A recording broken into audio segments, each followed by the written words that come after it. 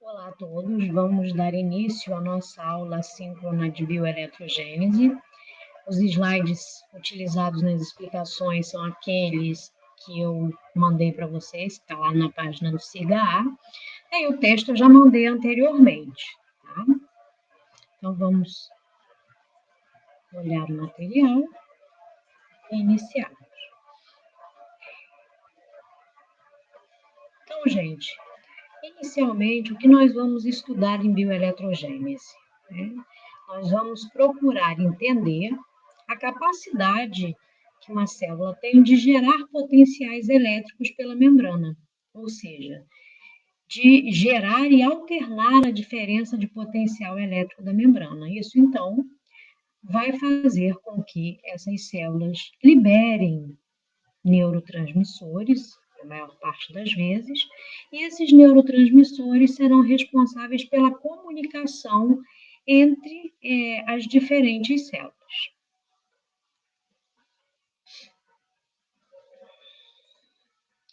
Então, para a gente estudar bioeletrogênese, é importante que a gente pense que tipo de canais nós temos ali naquela membrana.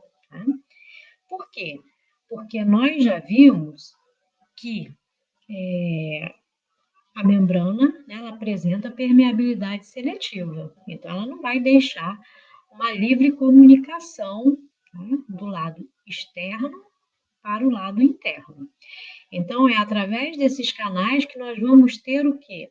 Uma facilitação na alteração de voltagem de cargas, né, dessa membrana. Então, nós temos os canais de vazamento.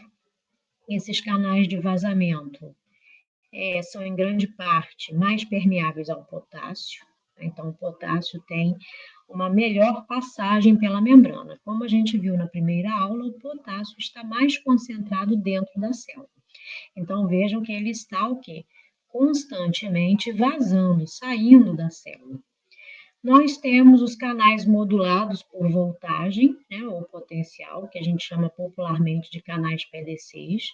Esses canais são seletivos, ou seja, se é um canal PDC de sódio, ele vai permitir apenas a passagem de sódio.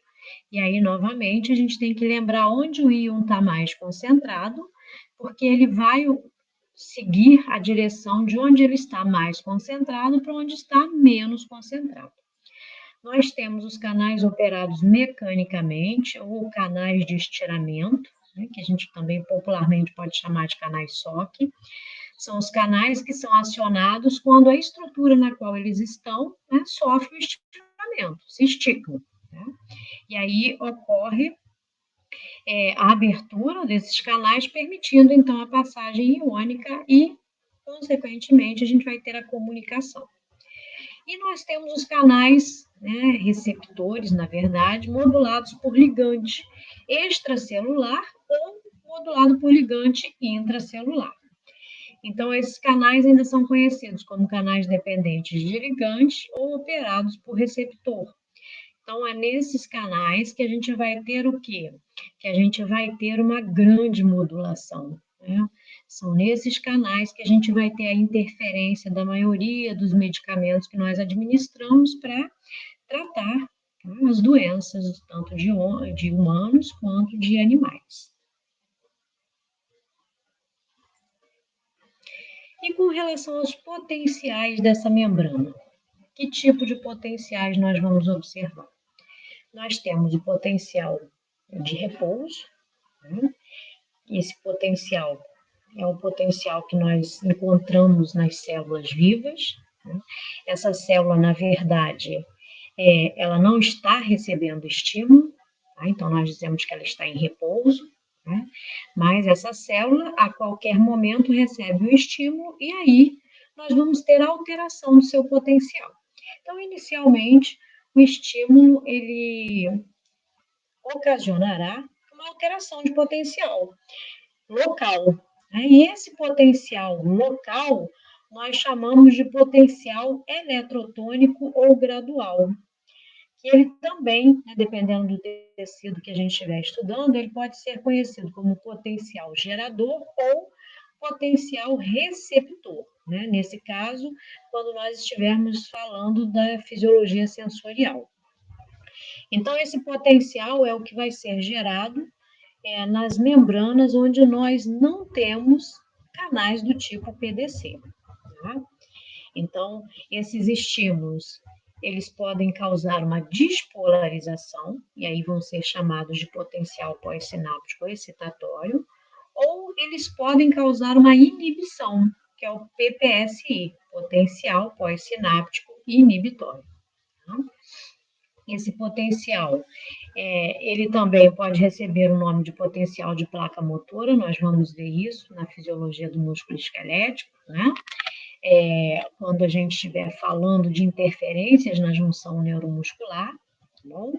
Então, vejam que o que tem que ficar, assim, bem fixo, né, na nossa mente. Esse potencial é um potencial inicialmente local, né? Outra característica, onde ocorre esse potencial, a gente não tem canais do tipo PDC. Em geral, são os canais operados por receptor. E o outro potencial é o potencial de ação, né, que vai ser gerado nas membranas, nas regiões, né, onde nós encontramos os canais PDCs, que podem ser os PDCs de sódio, cálcio e potássio. Então, quais são os fatores que dão origem ao potencial de repouso da célula? Nós temos um alto gradiente químico para o íon potássio, né, ele está mais concentrado no interior da célula, e ele sempre vai tender ao quê? A deixar a célula. E essa membrana, ela apresenta uma alta permeabilidade ao potássio, né? Lembrem-se que a gente falou dos canais de vazamento. Nós temos também essa presença de ânions, principalmente os proteinatos, né, que nada mais são que proteínas com carga negativa, e os fosfatos, como ATP, ADP, né, que vão garantir esse potencial negativo na face interna da membrana. E esse potencial de repouso, ele varia de menos 60 a menos 90 milivolts. Vai estar muito na dependência do calibre, né? Se a gente estiver falando de neurônio, do calibre desse neurônio. E também, contribuindo para esse potencial de repouso, nós temos a bomba sódio-potássio ATPase. Então, falando de potencial eletrotônico ou gradual, né? Como nós falamos anteriormente, ocorre de forma local em membranas onde nós não temos, né, os canais PDCs. Né? Então, como nós também colocamos anteriormente, esses potenciais graduais, eles podem tanto despolarizar a célula, novamente, né, para quem se esqueceu, o que vem a ser despolarizar, tornar essa célula menos negativa. Né? Então, um exemplo, uma célula está em repouso em menos 82 milivolts. Se eu despolarizo, não quer dizer que eu vou ficar positiva. Né? Eu posso chegar a menos 75 milivolts, se eu estou menos negativo. Então, eu despolarizei. E o evento pode ser também o quê? Hiperpolarizante. E aí a gente tem que pensar que, se eu estou falando que é um evento hiperpolarizante, quer dizer que ele torna a face interna da membrana mais negativa. Então, novamente, para o nosso exemplo. Se nós temos uma célula em repouso com potencial de menos 82 milivolts e eu hiperpolarizo essa célula, quer dizer que eu fico mais negativo. Né? Então, eu passo de menos 82, o exemplo, para menos 85 milivolts. Eu estou hiperpolarizando. Tá? E a magnitude dessa despolarização local ou hiperpolarização vai estar relacionada à magnitude do evento, né, que desencadeou. Tá? Já os potenciais de ação são os mecanismos básicos para a transmissão de informação no sistema nervoso, né, em todos os tipos de músculos, são alterações rápidas. No geral, são alterações pequenas, né, nos quais esse potencial da membrana vai variar, né, de menos 70 a até mais 30 milivolts. E aí, então, a célula repolariza, né? Ela volta ao seu potencial de repouso. Vejam aqui que a gente tem uma frequência muito grande de potenciais que podem ser gerados, né? E as células nas quais a gente pode gerar esse potencial de ação, né, são células que possuem o que nós chamamos de membranas excitáveis. Né? E quando elas podem gerar potenciais de ação, a gente diz que isso é uma característica de excitabilidade dessas células. Então, a gente colocou aqui uma informação importante, né? Enquanto todas as células são capazes de conduzir potenciais graduados ou eletrotônicos, apenas membranas excitáveis podem conduzir os potenciais de ação. Por quê? Porque são essas membranas que vão apresentar os canais PDCs. Aqui eu coloquei algumas terminologias que são importantes, né, quando a gente vai estudar potenciais de ação. Então, nós já falamos de despolarização e hiperpolarização. O limiar de excitabilidade, o que quer dizer isso? Que nem todo estímulo aplicado a uma célula vai o quê? Vai possibilitar a geração de potenciais de ação. Então, o limiar de excitabilidade seria o quê? Seria o potencial de membrana, no qual é inevitável a ocorrência de um potencial de ação. Tá? Então, tem que atingir esse limite, esse limiar, para que a gente possa gerar um potencial de ação. E os valores se situam de 15 a 20 milivolts menos negativo que o PR. Né? Então, vamos a outro exemplo aqui. A célula está em repouso em menos 80 milivolts. Então, o limiar de excitabilidade aqui, vamos colocar o valor mínimo, né? Seria o quê? Seria menos 65 milivolts. Apliquei um estímulo, se chegar a menos 65 milivolts, a gente consegue o quê? Desencadear um potencial de ação. Já o pós-potencial hiperpolarizante é a porção do potencial de ação que se segue à repolarização, né, onde o potencial de membrana ele fica um pouco mais negativo do que em repouso. Isso se deve principalmente a uma maior lentidão no fechamento dos canais PDCs de potássio. Tá?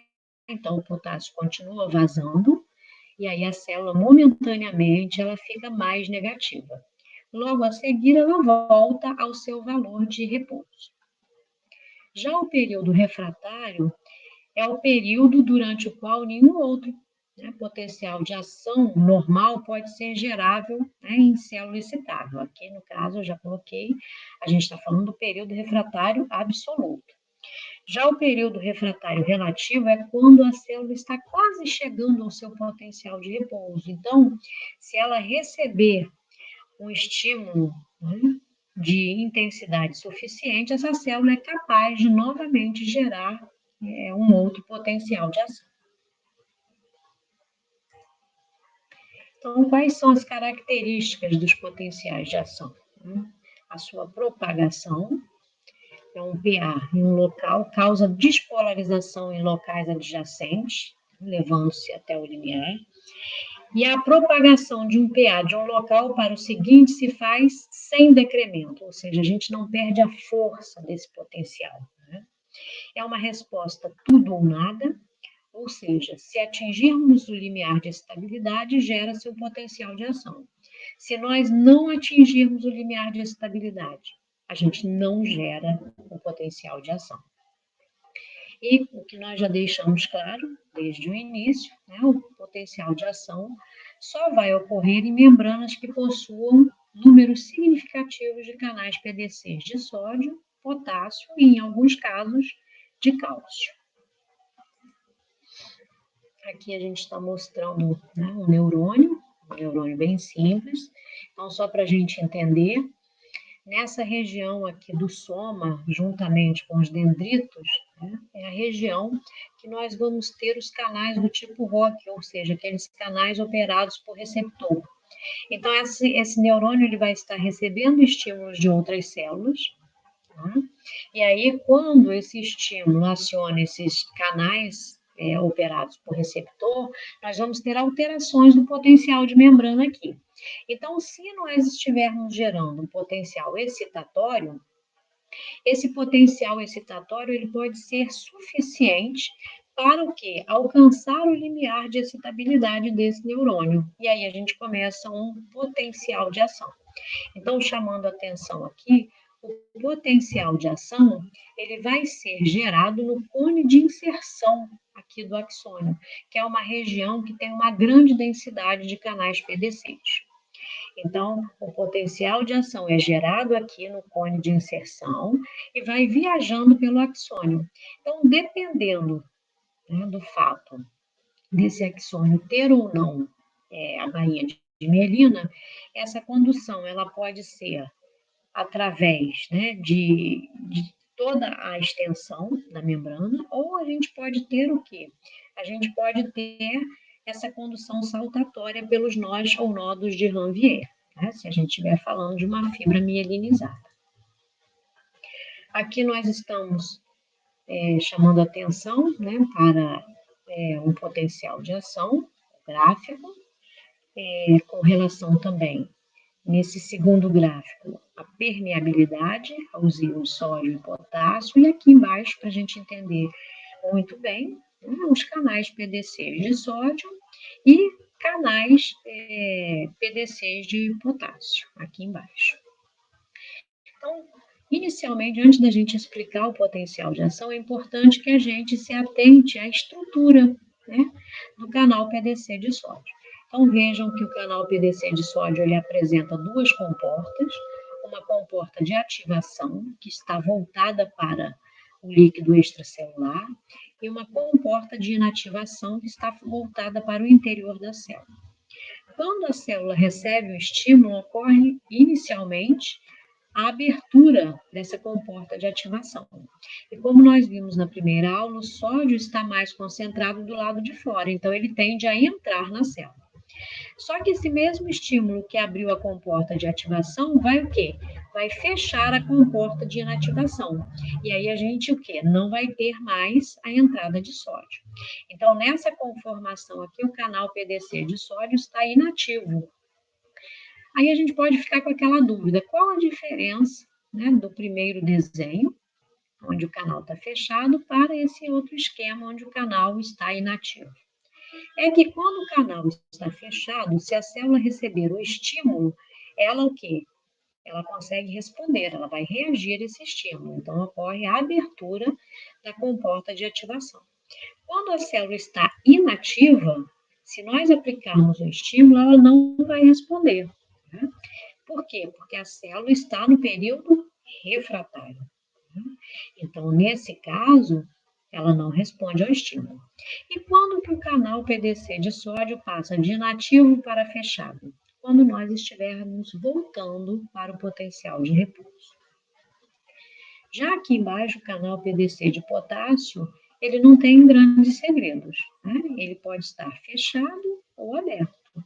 Então, lembra que aquele mesmo estímulo que a gente abriu a comporta de ativação do canal PDC de sódio, ele fechou a comporta de inativação, e o terceiro evento seria a abertura da comporta, né, do portão do canal PDC de potássio. E aí o potássio vai o quê? Vai vazar, vai deixar a célula. Então, dito isso, nós vamos olhar aqui para esse gráfico, né, esse gráfico do potencial de membrana. Então, nós estamos aqui no nosso exemplo com uma célula em repouso em menos 70 milivolts. Tá? Então, vamos colocar aqui que o potencial limiar está em torno de 15 a 20. Aplicamos um estímulo que foi suficiente para alcançar o limiar de excitabilidade. Ocorreu a geração de um potencial de ação. Então, quais os eventos? Nós vamos ter aqui, já olhando para o canal PDC de sódio, quando eu aplico o estímulo que favorece o alcance do limiar de excitabilidade, ocorre a abertura da comporta de ativação dos canais PDCs de sódio. Abriu, tem muito sódio do lado de fora, o sódio vai entrar. Então, a gente vai observando a célula ficando menos negativa até alcançar a positividade. Vejam que ela não continua ficando positiva. Por quê? Porque nesse exato momento, nessa região aqui que nós chamamos do pico do potencial de ação, ocorre a inativação dos canais PDCs de sódio. Eles, né, não permitem mais a passagem de sódio. Como eu expliquei para vocês, o mesmo evento vai abrir um canal que é PDC de potássio. E aí começa a sair potássio da célula. E a célula vai voltando a ficar o quê? Negativa. Até que vai chegar um momento, né, o canal PDC de potássio vai fechando novamente. Enquanto ele não se fecha completamente, a gente tem esse potencial, né, pós-hiperpolarização. Né? É um potencial pós-potencial de ação, no qual a gente tem uma maior negatividade na célula, até que esse canal PDC de potássio se fecha e aí a gente não tem mais o vazamento de potássio. Tá? E aí a bomba vai, né, favorecer, novamente ao retorno do potencial de repouso da célula. Então, vejam, na despolarização, a gente tem uma grande contribuição do canal PDC de sódio, e na repolarização, representado aqui principalmente pelo número 5, nós temos a contribuição do canal PDC de potássio. Nesse segundo gráfico, o que a gente chama atenção aqui? Né? Que lembre-se que nós vamos ter vazamento de potássio constantemente. Então, como que nós vamos gerar um potencial de ação? O potencial de ação ele vai ser gerado quando nós tivermos o quê? Um maior transporte de sódio para dentro do que potássio para fora. Tá? Então, a maior permeabilidade da membrana. Porque senão a gente vai ter o quê? Apenas a troca, né, de cargas. Novamente, voltando aqui para o nosso gráfico, a gente está chamando atenção para o período refratário. Então, o período refratário absoluto, ele está relacionado aqui a essa fase, né, do potencial, esse ponto onde nós estamos quase chegando, né, ao potencial de membrana de repouso da célula. Então, até a gente estar bem próximo do potencial de repouso, essa célula ela não responde a um novo estímulo. Basicamente, por quê? Porque a maioria dos canais PDCs de sódio se encontram inativos. Quando nós estamos nos aproximando do potencial de repouso da célula, alguns canais PDCs de sódio já se encontram fechados, então eles podem responder a um novo estímulo. E aí, nesse período em que a célula pode gerar um novo potencial de ação, nós chamamos de período refratário relativo. Aqui a gente já falou. Tá, muito importante, né? Quando nós falamos em potencial de repouso, a gente não pode, né, de forma alguma, esquecer que o potencial de repouso está diretamente relacionado às concentrações de potássio. Então, aqui eu dei 3 situações, né? Minha célula em repouso, e vejam que a gente tem a saída de potássio, né? Lembrem-se dos canais de vazamento. Tá? Então, nesse exemplo aqui, eu dei um exemplo de uma célula em repouso em menos 82 milivolts. Lembrando que esse valor ele pode ir de menos 60 a menos 90 milivolts. Nós demos duas situações clínicas aqui. Então, eu posso ter um animal, né, numa situação de hipercalemia. O que quer dizer hipercalemia? A gente já colocou esse termo lá no finalzinho do nosso slide, né, da primeira aula. Então, quer dizer que a gente tem muito potássio na corrente sanguínea. E aí pode surgir a dúvida: a gente tem mais potássio do que dentro da célula? Não. O que nós chamamos a atenção é que na hipercalemia eu tenho mais potássio do que o normal. Mas mesmo tendo mais potássio do que o normal na corrente sanguínea, a gente não tem o quê?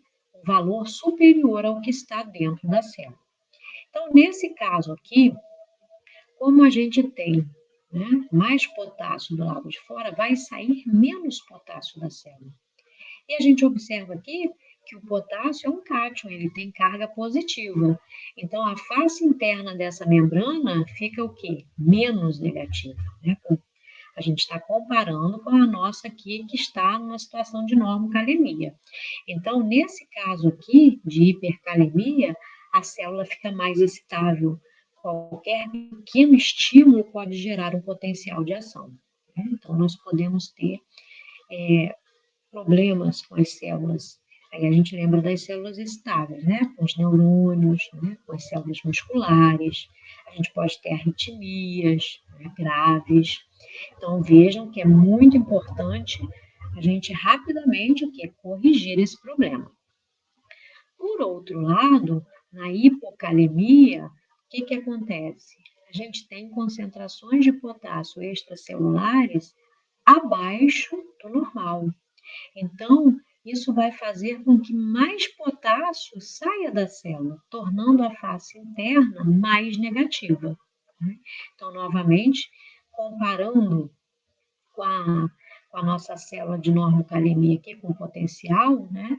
Vejam que essa célula ficou mais negativa, então ela ficou menos excitável.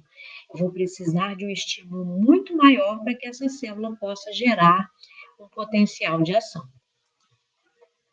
Agora, quando nós falamos em limiar de excitabilidade, a gente tem que pensar no sódio, né? Principalmente nos canais PDCs de sódio.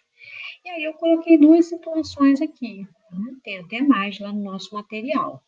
Eu coloquei os efeitos da calcemia, né? Então, como que a gente vai entender aí essa situação? Vejam que aqui eu fiz o desenho, né? A gente esquematizou um canal PDC de sódio. Esse canal PDC de sódio, ele tem uma porção dele próxima ao lado externo da célula, no qual é possível a ligação de cátions, né? De elementos com carga positiva. E os canais PDCs de sódio que tiverem cátions ligados ali, eles não vão permitir a passagem de sódio. Então, vejam, não é que passa cálcio por esse canal, não. O cálcio, ele fica ali como se fosse bloqueando, né, a passagem do sódio por esse canal. Então, é claro, se nós temos alterações na concentração de cálcio plasmática, a gente vai interferir o quê? O que nós chamamos de condutância ao sódio, tá? Esse G pequenininho aqui é a condutância. Então, vamos ver as duas situações. No aumento da calcemia, né, hipercalcemia, tem muito cálcio do lado de fora na corrente sanguínea. Então, consequentemente, a gente vai ter uma maior quantidade de canais PDCs de sódio que vão estar sendo bloqueados pelo cátion cálcio, né? Isso vai fazer com que menos canais estejam disponíveis para passagem de sódio. Aí nós dizemos que ocorre uma diminuição da condutância ao sódio, tá? E aumento do limiar de excitabilidade. O limiar ele fica mais distante do potencial de repouso da célula. Ao contrário, né, a redução da calcemia, a hipocalcemia, vai o quê? Vai fazer com que menos canais PDCs de sódio estejam bloqueados. Então, a gente vai ter uma maior condutância ao sódio, diminuindo o limiar de excitabilidade, né? Então, a gente vai ter uma célula mais excitável. Com relação aos efeitos do pH, a mesma coisa. A gente vai pensar o quê? No caso da acidose, a gente tem uma maior concentração de hidrogênio, né, na corrente sanguínea.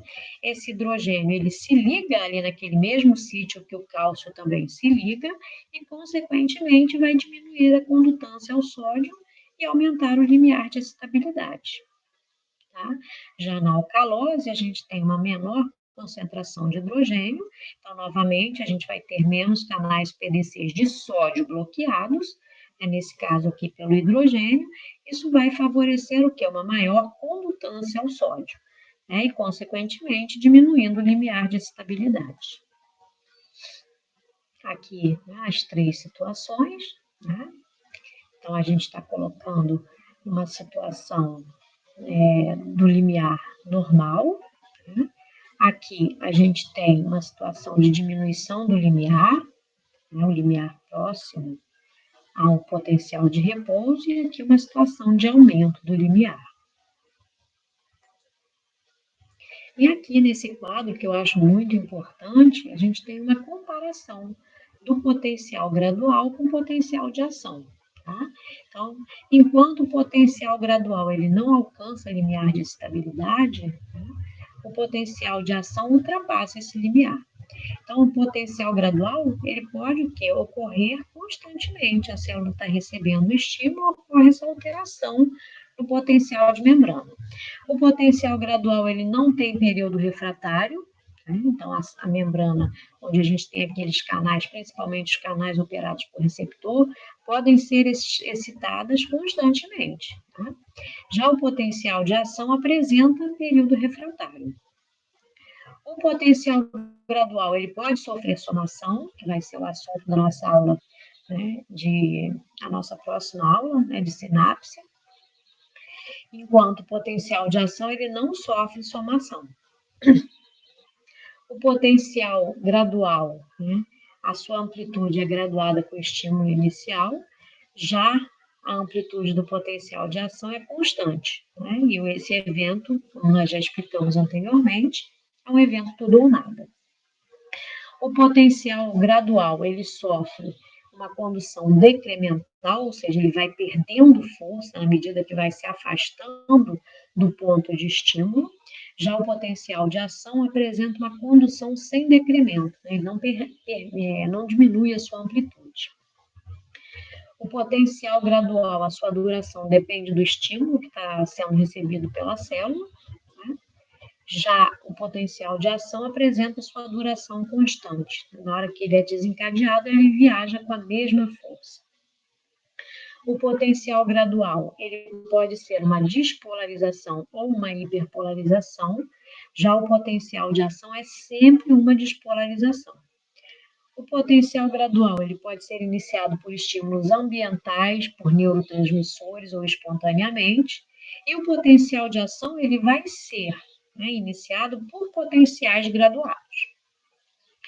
O potencial gradual, as membranas, né, vão apresentar canais do tipo ROC, né, operados por receptor, ou sensíveis a variações químicas ou físicas, né, como a gente falou dos canais SOC.